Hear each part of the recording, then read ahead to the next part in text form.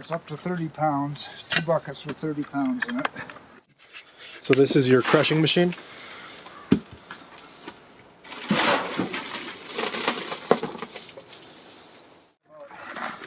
Half the bucket.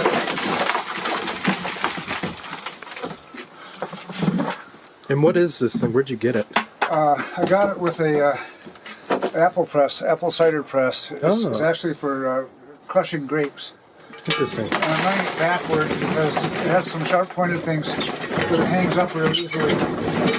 And here's a rock. We got to watch for them. That's the only real danger. But the machine stops, it clogs immediately. Even a small rock will do that. It's possibly a rock. No, it's soft, so it's a red ochre. I put it in my ochre collection over here. It's down.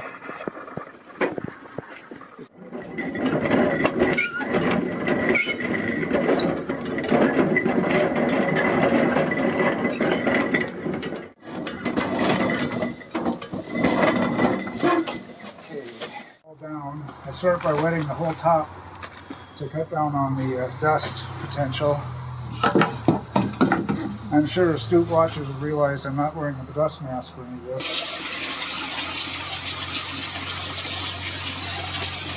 When you spray it, you find things like this. This is a rock. Here's a rock, but we sort those out with the screen, so it's not really a big issue. We got through the first process. We hope they don't make it through the second process. Okay, so now I'm going to keep spraying water in here, and I'm going to work my way across, digging down the corner to start. And then I'm just working my way across, making sure water gets everywhere, because this stuff breaks down fast when it gets wet. Go to the next row, work my way all the way across. And then I'm going to hook up the sieve to put all this stuff through to get the rocks, the remaining small rocks out. Each one of those rocks would wreck a pot. What do we sieve it to? What? What sieve do we use for? Oh, I think it's like a 40 mesh sieve. It's been a long time since I ordered it now, but it could be 30 or 40 probably. Anything higher, and it gets hard to get it through when it's this thick. If this was glazed batch, you'd hate seeing this trying to get it through any kind of sieve. So, okay, so it's ready. I'm cleaning off my hands just so I can move this over.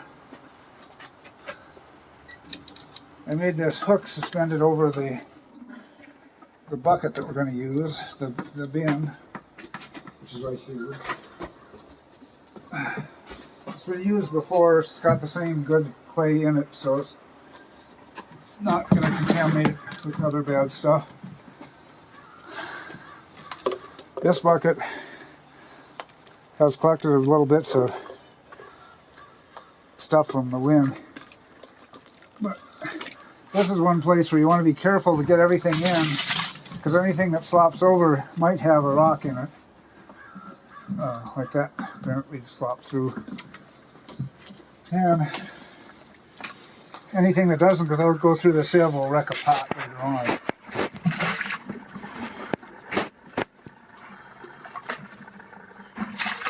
The whole, it's going to be a 100-pound batch. Right now we have 60 pounds of wild clay, and we're going to add some amendments to it when we get it all through the sieve.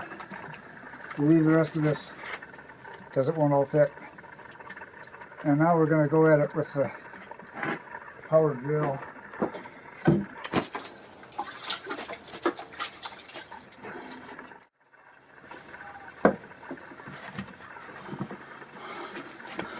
At first I'm just going up and down to get the clay loosened up.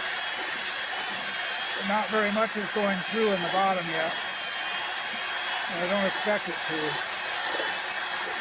But I want to get these big lumps broken up.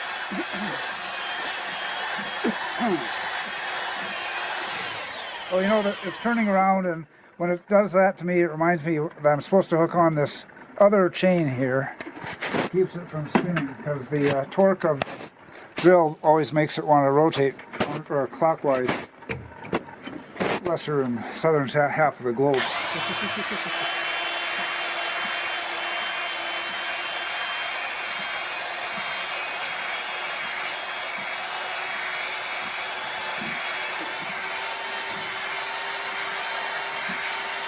Okay, very little is coming out. So now we say, okay, I'm getting tired of doing this. We're going to hit it again with the hose, which is on the stream function. And go up and down this, so we start seeing some action down there.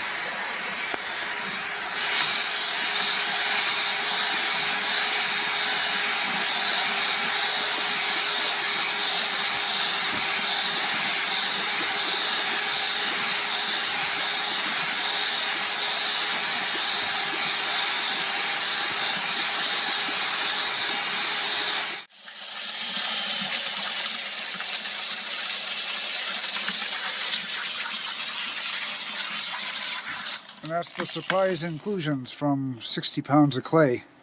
It's less than a pound. And in fact, I'm going to take it and add it to my collection. We're up to almost 5,000 pounds of making this clay. And once I get the safety thing off here, put it over here and dump it. And this is all the rocks we've gotten out of 5,000 pounds of clay. And we'll give this a hose and then be ready to go for another hose.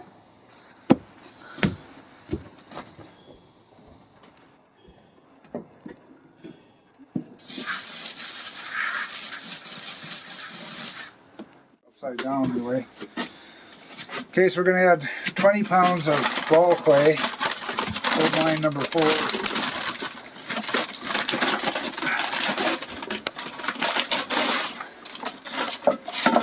I'm going to kind of hold my breath as I pour this one.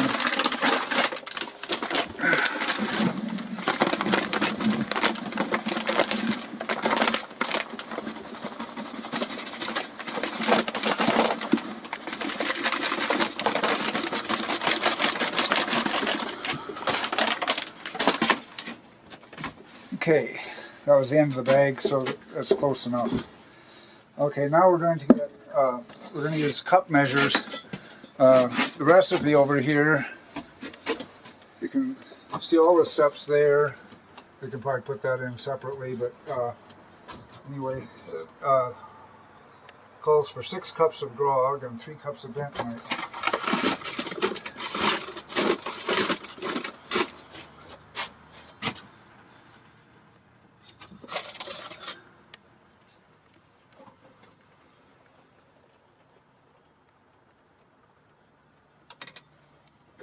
Okay, so here's we need 6 cups of grog. This is a 4-cup measure. This is 30 mesh grog because I'm using it for throwing, not sculptural stuff.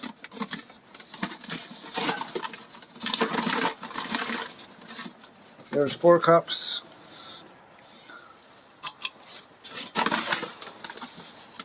And 2 more cups. And then because of the shortness of plasticity, we're going to add 3 cups of bentonite. Okay.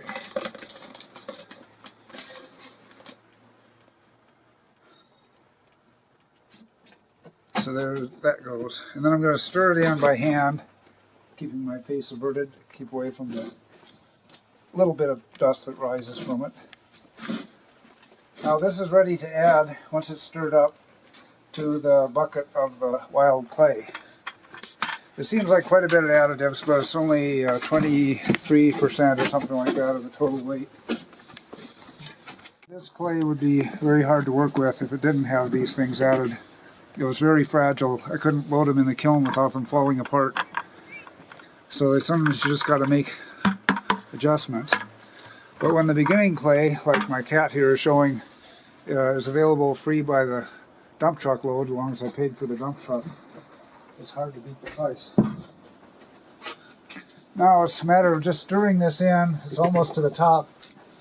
So I keep stirring until I get kind of some of the stuff wetted. It'll shrink in volume quite a bit. I'm stirring slowly so I'm not raising much dust. And I'll switch to 2 arms. And the main thing about this process is to get it thoroughly mixed, and that's the challenge, since the stuff's floating on top and it tends to form globs in the mix. It feels like it's too sloppy to put on boards, but when you keep going it does get a little more solid. There, now I'm getting to be like a washing machine or something. Get the corners again. So I'm ready to start putting boards here, putting it on boards. You can see over here I have some that I started a couple days ago. I need to go get more boards, but I'll move those so they're all in one area and fill in the other places with the fresh stuff. And then it can air dry. It depends on the weather how long that takes until it's getting stiff, and then it goes through the plug mill.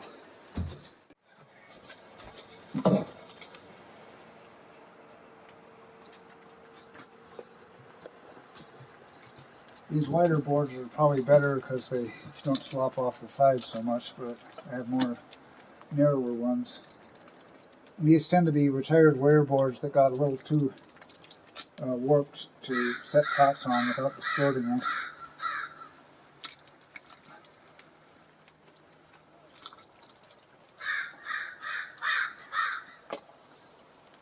And then it's hard to deal with this stuff without just having it goosh around all over, but I try to get the sharp points off because they'll dry faster.